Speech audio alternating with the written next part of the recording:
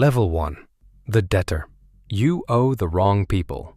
400,000 rubles on sports bets, 200 more in late penalties.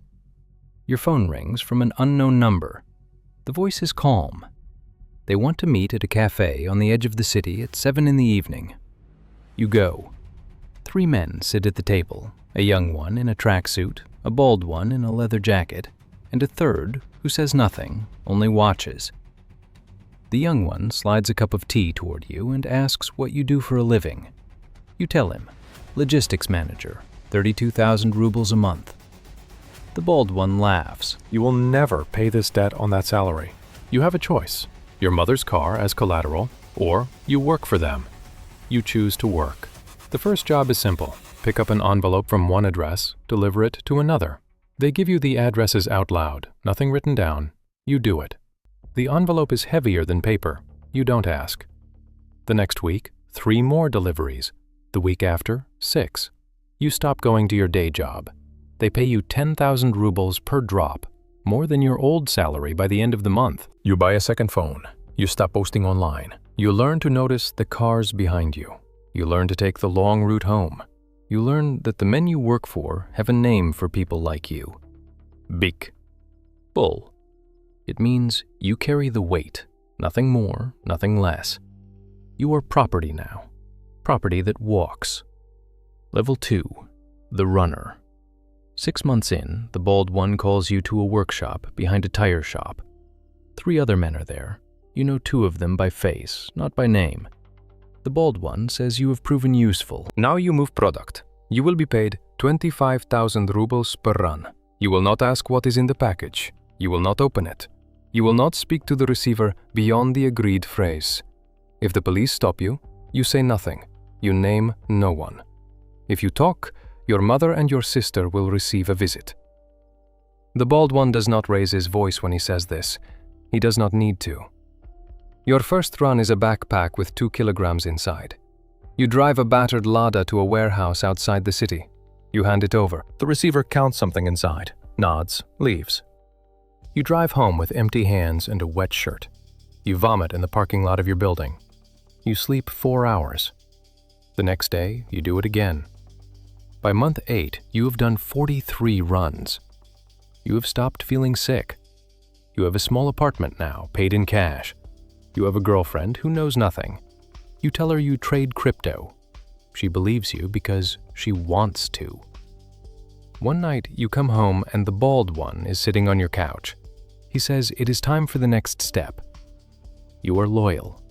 You are quiet. You have not been arrested. They have plans for you. You should be flattered. You are not flattered. You are afraid. Level 3, the soldier. They give you a pistol, a Makarov, scratched cereal wrapped in cloth. The bald one shows you how to clean it in his kitchen. He tells you that you will not use it. Not yet. But you must carry it. From now on, you ride with a crew, 4 men. You are the youngest. You are the new blood. You sit in the back seat and you watch. The work changes. No more deliveries. Now you collect. A car wash owner 3 months behind on payments. A restaurant chain refusing to switch suppliers. A clinic that opened without permission. You walk in with the crew. The leader speaks. You stand behind him with your hands visible. Most people pay. They look at the floor and they pay. Some argue. The crew handles them. You watch. You learn the choreography, how to enter, where to stand, who watches the door, who watches the hands. One night, the work goes wrong. The owner of a sauna has hired his own protection. 2 men with shaved heads and old prison ink. They block the door. Your crew leader pulls his weapon. You pull yours. Your hand shakes for 1 second, then stops. Nobody fires. The men step aside. You walk out with 30,000 euros in a plastic bag. In the car, your crew leader laughs and slaps your shoulder. He says you did not flinch. He says you are ready. You are not ready, but you smile anyway. Because in this world, a smile is a contract. You have just signed it. Level 4, the brigadier. 2 years pass. Your crew leader catches a bullet outside a nightclub in Yekaterinburg. The funeral is private. The replacement is you. You inherit 4 men, 3 pistols, a green Mercedes with reinforced doors, and the territory. 2 markets, 11 small businesses, a stretch of highway with 3 truck stops. Everything in this territory pays you a percentage. In exchange, no one else collects. No competitors, no crooked cops, no drunk teenagers with knives. Your job is to enforce that promise. You meet the business owners one by one. You introduce yourself by first name and patronymic. You drink tea. You memorize their wives' names, their children's schools, their dogs' breeds. Information is currency. Every owner is a file in your head. You never write anything down. You stop carrying a gun yourself, your men carry. You are above that now. Your hands stay clean. Your phone is changed every 2 weeks. You meet with your crew in saunas, in parking lots, in the back rooms of restaurants you do not own, but where you eat for free. Your wife is pregnant. You bought the apartment in her name, the car in her sister's name, the country house under a fake company. You attend ultrasound appointments. You hold her hand. You also hold a phone in your other hand, because at any moment, one of your men might call with a problem that cannot wait. The baby kicks. The phone vibrates. You answer the phone first. She notices. She says nothing. Silence is the rule of the house now. Level 5. The Watcher. You are 41. They have given you a district. 200,000 people live in it. You are the Smotriashchi, the one who watches. Every business pays. Every dispute comes to you before it goes to court, because court is for fools. Couples divorcing over property, brothers fighting over an inheritance, a construction firm refusing to pay a subcontractor. They come to your office, which is the back room of a billiards club, and they bring envelopes. You listen, you decide, you take a percentage. Your decision is final. Nobody appeals. There is nowhere to appeal to. You no longer commit violence. You authorize it. You say a name, you nod, you walk away. Your men do the rest. You do not ask for details. Details are a weakness. If you are ever questioned by investigators, you cannot reveal what you do not know. You meet with police colonels. You meet with deputy mayors. You meet with a regional prosecutor at a hunting lodge in winter. He drinks your vodka. He eats your venison. He explains which cases are about to be opened and which can be quietly closed. You give him an envelope thick enough to make a sound when it hits the table. He gives you a calendar of his department's priorities. This is the real economy. The official one is decoration. Your daughter is 12. She asks you what you do. You tell her you are a consultant. She does not ask twice. She has learned that some questions get only one answer. Level 6. The Authority.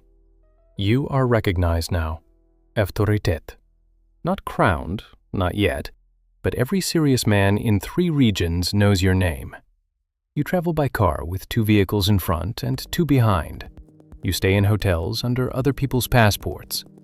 You own nothing on paper. You own everything in practice.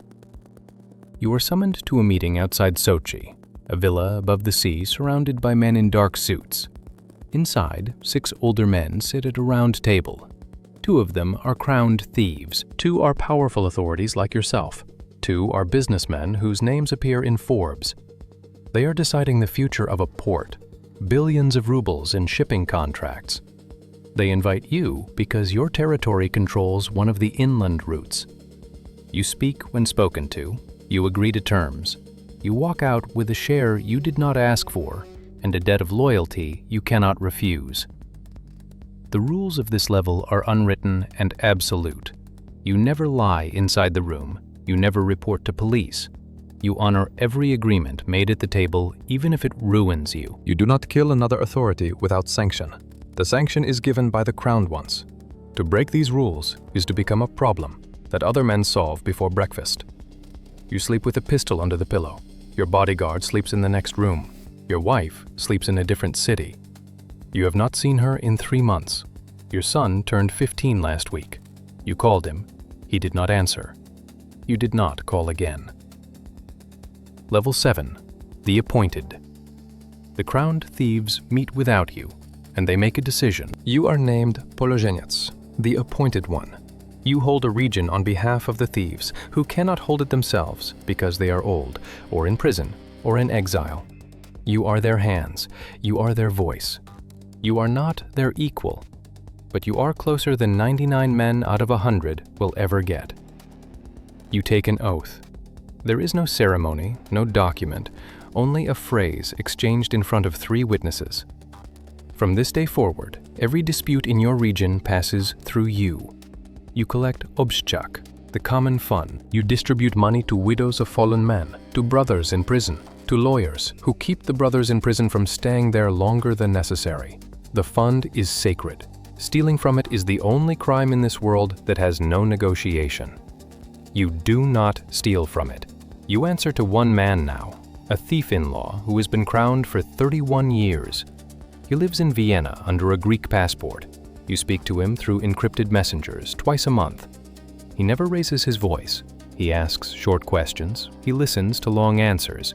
He gives one-word instructions. You follow them. Your daughter graduated this year. You did not attend.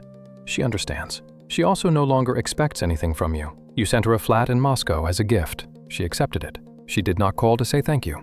There was nothing to say. Level 8. The Shadow. By 49, you are something else. Half criminal, half oligarch. You own 32 companies through nominees. Construction, fuel logistics, agriculture, 2 banks. Your name appears on no document. Your money flows through Cyprus, through Dubai, through 3 small banks in Latvia that exist mostly to move your money. Your accountant in Zurich earns more than a federal minister. He is worth every euro. You meet politicians now, real ones. A deputy of the State Duma comes to your country house and discusses the budget for a regional infrastructure project. You suggest which contractor should win. He nods. The contractor wins. You take 22%. Everyone is satisfied. The roads get built. The roads are also 50 centimeters thinner than the specification. Nobody notices for 6 years. You attend ballet. You attend the Bolshoi opening. You sit in the 3rd row with a woman who is not your wife. Cameras photograph you. The photo never appears in any newspaper. You called someone. Someone called someone. The image was deleted before the editors saw it. This is how the world works at your level.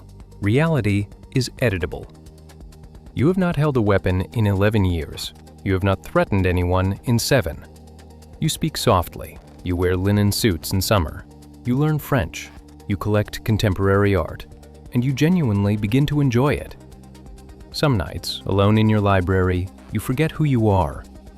Then your phone rings. A man in Vienna needs a decision by morning.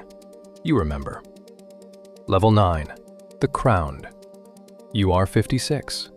The old thief in Vienna dies of pancreatic cancer. Before he dies, he names you. 3 other crowned thieves second the nomination. You are gathered in a hotel suite in Limassol. 12 men in the room. They speak in turn. They speak of your history. They speak of your loyalty, your judgment, your discipline. They speak of times you did not break under pressure. They vote. You are crowned. You are now Vorfzakonna, thief-in-law. A title that exists in no legal code anywhere in the world. And yet, every serious criminal on 3 continents knows what it means. You are bound by rules older than the Soviet Union. You may not own property in your own name. You may not marry. You may not cooperate with the state under any circumstances. You may not start a family. The family you already have is yours, but it is also a liability you carry into every decision. Some crowned thieves give up their families entirely. You do not. You also do not see them. You move between 4 cities, Tel Aviv, Vienna, Limassol, Dubai. You never enter Russia anymore. There is a warrant. There are several warrants. They are theatrical. They are also genuine. You are too valuable in motion. Standing still would be a mistake. You arbitrate disputes across the entire former Soviet space. Your word ends wars between organizations that employ thousands of men. You have not raised your voice in 15 years. You do not need to. The room goes silent when you breathe in. Level 10. The Ghost. You are 68. You live in a house on the coast that does not appear on any map. 3 men guard the perimeter. They have served you for 20 years. They will die for you, not because of loyalty, but because they understand the alternative. The house has no internet. You have 1 phone. It rings perhaps once a week. Your name is whispered in courtrooms in 6 countries. You appear in classified intelligence reports as a question mark. Photographs of you that exist are 30 years old.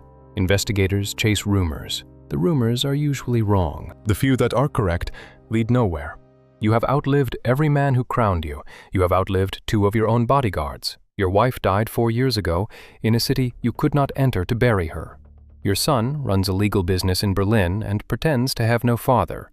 Your daughter you have not spoken to in 9 years. She has a child you have never seen. Her child has your eyes. You have seen 1 photograph. You read history now. You read Marcus Aurelius. You read Tolstoy. You take long walks alone on a private beach where the wind erases your footprints within minutes. This pleases you. It is the closest thing you have to a metaphor for your life. Somewhere in a city you used to know, a young man is walking into a café to meet 3 strangers. He has a debt he cannot pay. He thinks he is making a small decision. He does not know that the road he has just stepped onto has only one direction, and only one final address. He has no idea you exist. He never will.